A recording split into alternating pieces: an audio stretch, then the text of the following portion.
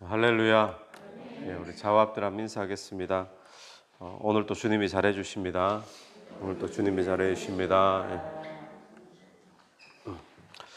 여러분, 예수 그리스도는 저와 여러분의 문제를 해결해 주시는 분인 줄 믿습니다.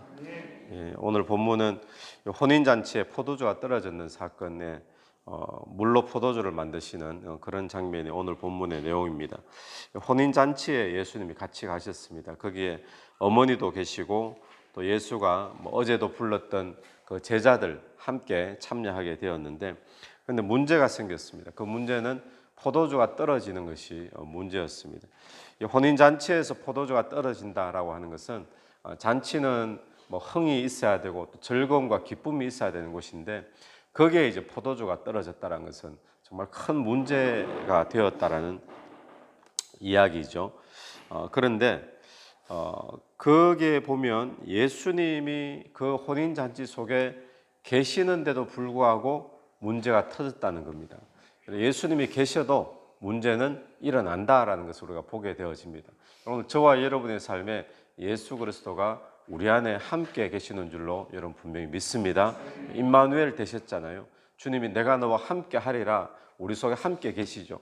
주님이 함께 계셔도 우리 삶의 문제는 여전히 일어날 수 있다는 것을 이 본문을 통해 보게 되는데, 그래서 이 예수의 어머니가 예수님에게 이야기를 합니다.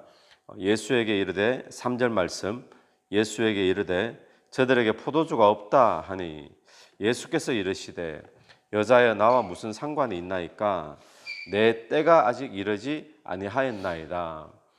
여기서 여자여 이렇게 말한 것은 어떤 버릇없는 그런 여자여, 이렇게 어머니에게 감히 여자라고 이런 뜻이 아니라 어떤 존칭의 표현 가운데 하나로 여자여 이렇게 불렀던 걸로 그렇게 보시면 됩니다. 근데 대답의 내용이 내 때가 아직 이르지 아니하였나이다. 이 본문의 대답을 보면 마치 뉘앙스가 어떤 것 같습니까? 뭔가 내가 팔 걷어붙이고 해보겠다는 이야기 같습니까? 아니면 그냥 아직 나와 상관이 없다라고 가만히 있겠다는 이야기 같이 보입니까? 가만히 있겠다는 이야기죠. 내 때가 아직 이르지 하였나이다. 때가 이르려면 팔 걷어붙이고 내가 뭔가 해보겠다, 그런 뉘앙스로 본문이 보여집니다. 자, 그러면 예수님이 말씀하신 때가 이르러야 예수님이 뭔가 일하실 텐데, 예수님이 말씀하시는 때는 언제일까요? 오늘 우리의 삶에도 주님이 함께 계시지만 문제가 터집니다. 포도주가 없어지고 삶의 기쁨이 없어지고 즐거움이 잃어버리게 되는 그런 문제들이 생기게 되어지죠. 그럴 때 주님이 함께 계시는데, 주님이 역사하시면 좋은데 주님의 때가 있다라는 거예요. 그 주님의 때는 언제인가? 그럼 주님이 말씀하시는 주님의 때가 공생애를 이야기하는 것인가? 공생애는 이미 시작되었습니다. 침례 요한에게 침례를 받고 성령이 비둘같이 임하고 이미 제자들을 부르기 시작하고 공생애는 시작되었죠. 공생애가 아니라는 거예요. 그러면 주님이 역사하실 만한 주님의 때는 과연 언제인가? 우리 본문에서 한번 답을 찾아본다면 주님이 언제 일하시는가? 5절을 한번 보십시오. 그의 어머니가 하인들에게 이르되 너희에게 무슨 말씀을 하시든지 그대로 하라 하니라.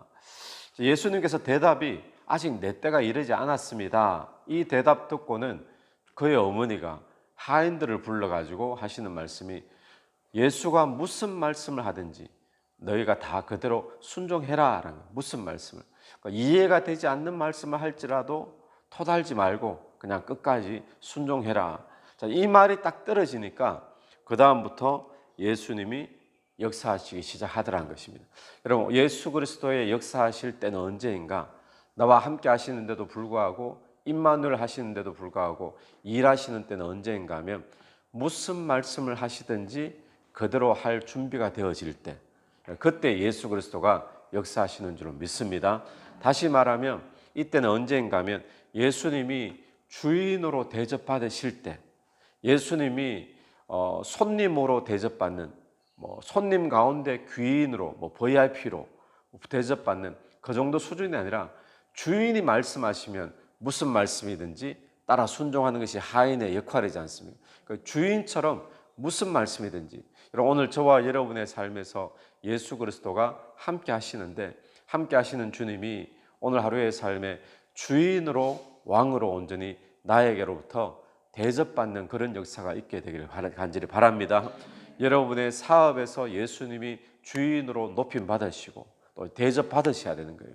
그럼 주인으로 대접한다, 이게 뭐죠?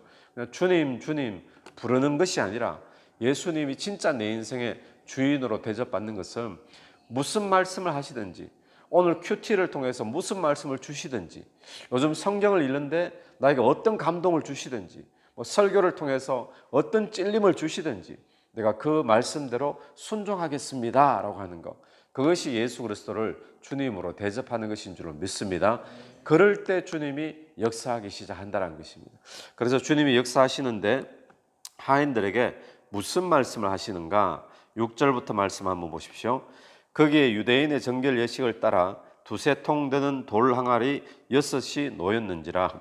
자, 돌 항아리 6이 놓였어요. 근데 정결 예식을 따라서 쓰임 받는 돌 항아리인데, 정결 예식, 정결이 뭡니까? 깨끗게 하는 거잖아요. 그러니까 사람들이 유대인의 어떤 율법에 의하면 어디 들어갈 때 또 뭔가 밥 먹기 전에 늘 씻는 것이 있잖아요, 예식 가운데. 그 씻는 그 행위를 하는, 그걸 위한 돌 항아리 6인 거예요. 사람이 뭐 물 떠서 마시는 물이라기보다도 씻는 역할을 하는. 근데 그 돌 항아리 6에 예수님이 7절 그들에게 이르시되 항아리에 물을 채우라 하신즉 아구까지 채우니, 또 이제는 떠서 연회장에게 갖다 주라 하시매 갖다 주었더니, 두 가지를 명령하셨어요. 항아리에 물을 채우라, 갖다 주라. 이게 얼핏 우리가 뭐 문장으로 읽으면 그냥 간단한 일 같지만, 항아리에 물을 채우라, 그까지는 쉽겠죠. 물을 채워서 뭔가 하시려는가 보다. 근데 물을 채웠어요. 이제는 그 물을 떠다가 연회장에 갖다 주라. 포도주 대신에 연회장에 그 물을 갖다 주라는 거예요. 이 하인들이 순종하기가 과연 쉬웠을까요? 포도주를 줘야 되는데, 이게 상급품은 아니더라도 또 값싼 것이라도 이 포도주를 갖다 줘야지. 아니, 포도주가 떨어졌으면 뭐 사과주를 주든지 뭐 이런 식으로 해야 될 텐데, 이게 물을 떠다 주라 그러니까 하인들의 입장에서는 물을 떠다 주면 마시라고 주는 거잖아요, 포도주 대신에. 순종하기가 쉽지 않은 겁니다. 그러니까 말이 안 되는 말씀이고 상식에 맞지 않고 또 상황에 안 맞는 그런 말씀인데, 그런데 주인이 그렇게 말씀하면 어떻게 해야 돼요? 하인들이 이해가 안 돼도 주인의 말이니까 순종하는 게 당연하죠. 그래서 하인들이 순종을 합니다. 순종을 했더니 물이 포도주가 되어져서 사람들이 더 좋은 포도주가 나왔다라고 그렇게 칭찬하는 그런 일이 벌어졌다라는 겁니다. 여러분, 이 물이 언제 포도주로 변화되었을까? 이걸 또 연구하는 사람들이 있더라고요. 이 물이 돌 항아리에 담았을 때 변화되었을까? 아니면 연회장에 따라주려고 덜 딱 펐을 때 변화되었을까? 아니면은 그들이 연회장에 갖다 주고 그들이 딱 따르니까 포도주가 되었을까?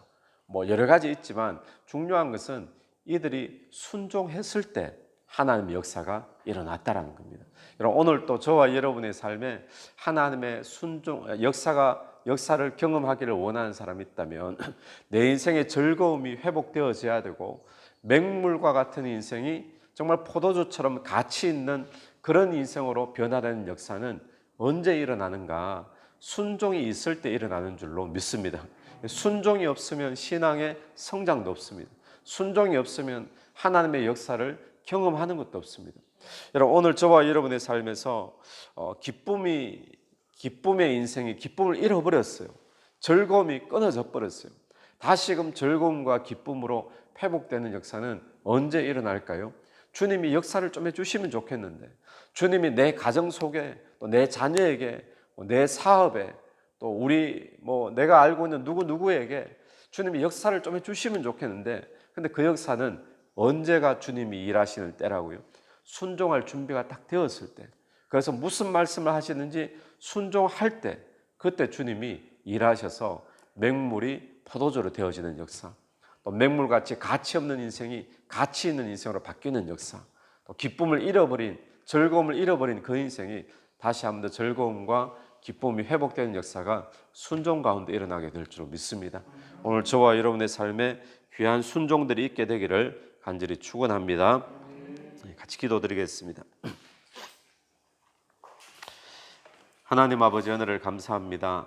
오늘 우리의 삶에 무슨 말씀을 하시든지 그대로 하리라는 그런 순종의 각오가 이 새벽에 일어나게 되기를 간절히 원합니다. 예수 그리스도가 우리와 함께 하시고 예수님이 내 안에 함께 계시는데도 불구하고 예수 그리스도가 주인으로 대접받지 않으실 때 역사하실 때가 아니라는 사실을 기억하며 오늘 또 사업을 하든지 누구를 만나든지 가정에서든지 내 인생 전부가 예수님이 나의 주님이십니다라고 인정하며 고백하며 대접해 드리며 또 순종하기를 준비하는 그런 하루 되게 도와주옵소서. 그래야 우리의 삶이 맹물과 같은 또 기쁨을 잃어버린 그런 삶이 기쁨이 회복되어지고 가치 있는 인생으로 변화되기를 간절히 원합니다. 순종하는 은혜를 베풀어 주옵소서. 예수님 이름으로 기도드립니다. 아멘. 오늘도 예수 이름으로 승리하시는 하루 되길 바랍니다.